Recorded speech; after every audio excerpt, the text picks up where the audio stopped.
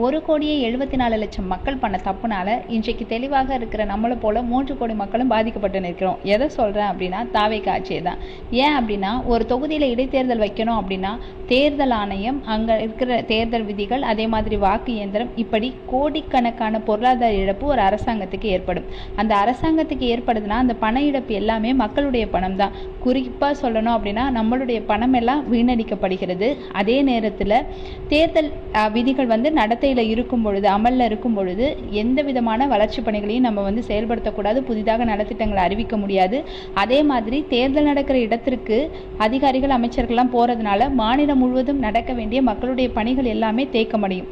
இதெல்லாம் தெரிஞ்சும் கூட, இடைத்தேர்தல் நடக்கும்னு தெரிஞ்சும் 2 தொகுதிகளில் தன்னுடைய சுயநலத்திற்காக நின்ற ஒரு நபரைத்தான் இன்றைக்கு தமிழ்நாட்டு மக்கள் முதலமைச்சராகவே மாற்றிருக்கிறாங்க. அந்த தைரியத்தில் தான் மக்களுடைய முடிவை